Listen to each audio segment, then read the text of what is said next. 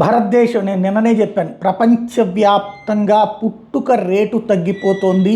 దీనికి కారణం ఆలస్యపు పెళ్ళిళ్ళు, అదే సందర్భంలో జరుగుతున్నటువంటి ఏదైతే మగవాళ్లలో వీర్యం కౌంట్ తగ్గుతుండటం, ఆడవాళ్లలో కనే పరిస్థితులు తగ్గడం అన్నటువంటి.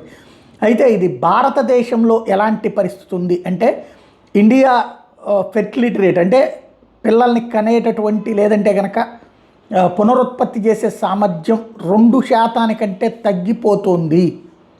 ఇది చాలా ప్రమాదకరమైనటువంటి 2% కంటే తగ్గడం అంటే దాదాపుగా పిల్లలకి సంబంధించినటువంటి అతిపెద్ద ప్రాబ్లం అవుతుంది. ఇండియాస్ ఫెర్టిలిటీ రేట్ 1.3% 2050 నాటికి వచ్చేస్తుంది.